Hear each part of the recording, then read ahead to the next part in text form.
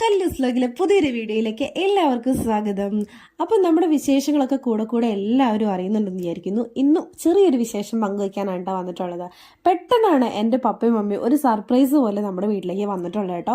അപ്പോൾ ഒട്ടും അവർ പറഞ്ഞിട്ടുണ്ടായിരുന്നില്ല, ശരിക്കും ഒരു സർപ്രൈസ് തന്നെയായിരുന്നു കേട്ടോ അവർ വന്നത്. അപ്പോൾ ഏതായാലും അവർ വന്ന ടൈം ഒരു ഉഗ്രൻ ടൈം തന്നെയായിരുന്നു. നമ്മുടെ കോട്ടയത്ത് ഒരു ഫെസ്റ്റ് നടക്കുന്നുണ്ട്, എന്നാൽ പിന്നെ ആ ഫെസ്റ്റിലേക്ക് തന്നെ പോയേക്കാന്ന് വിചാരിച്ചു. വലിയ ബോർഡും പരസ്യവും കാര്യങ്ങളൊക്കെ കണ്ടപ്പോൾ എന്തോ വലിയ സംഭവമാണെന്നാണ് വിചാരിച്ചത്. പക്ഷേ വെറും പറ്റിയ കാര്യം തന്നെയായിരുന്നു കേട്ടോ. കാരണം ഒരു 60 രൂപയുടെ ടിക്കറ്റാണ് ഒരാൾക്ക് അവർ ചാർജ് ചെയ്തിട്ടുള്ളത്. ആ 60 രൂപ ടിക്കറ്റിനുള്ള ഒന്നും ഞാനവിടെ കണ്ടില്ല കേട്ടോ. അപ്പം നമ്മൾ കയറി ചെല്ലുമ്പോൾ തന്നെ കുറേ ബേർഡ്സിൻ്റെയും അതുപോലെ കുറേ കോഴികളുടെയും ഒക്കെ രീതിയിൽ കുറേ അവരവിടെ അവതരിപ്പിച്ചിട്ടുണ്ട് കേട്ടോ. കുറേ ബേർഡ്സ് ഉണ്ട്, പക്ഷെ അതൊക്കെ നമ്മൾ ചൈതന്യ ഫെസ്റ്റിന് കണ്ടിട്ടുള്ളതാണ്. പിന്നെ ഒരു ഇതായിട്ട് തോന്നിയത് ഇതുപോലെ പാമ്പുകളൊക്കെയാണ്, നമുക്ക് ഫ്രീ ആയിട്ട് ഇതിനെയൊക്കെ മേടിച്ച് കൈ പിടിക്കുകയൊക്കെ ചെയ്യാം കേട്ടോ.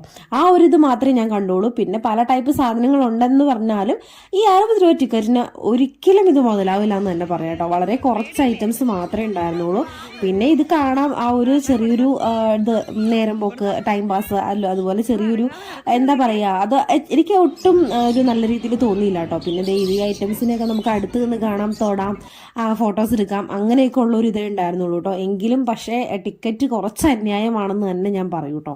അങ്ങനെ ഞങ്ങൾ അവിടെ നിന്നെല്ലാം കണ്ടിറങ്ങിയിട്ട് നേരെ നമ്മുടെ ഏറ്റുമാനൂരുള്ള ആദാമിൻ്റെ ചായക്കടയിലേക്ക് പോയി.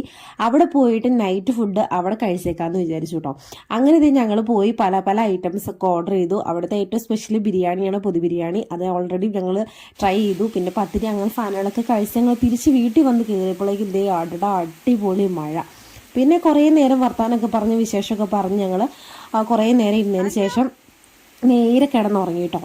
അങ്ങനെ ഉറങ്ങി ഏറ്റത് ഞാൻ നേരെ ചെന്നത് എവിടെയാണെന്നറിയാമോ?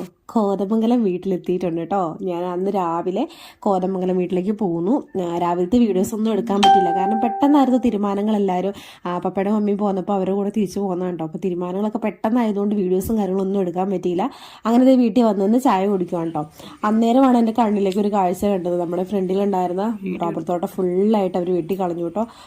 അവിടെ ഫുൾ ക്ലിയർ ആയിട്ട് ഇങ്ങനെ കാണാം നമുക്ക്. അപ്പോൾ അതൊക്കെ അടുത്ത വീഡിയോയിൽ ഞാൻ കാണിച്ചു തരാം കേട്ടോ. അപ്പോൾ വീഡിയോസൊക്കെ ഇഷ്ടപ്പെട്ടു എന്ന് വിചാരിക്കുന്നു. അടുത്ത വീഡിയോ കാണാം. Tata, bye bye, see U.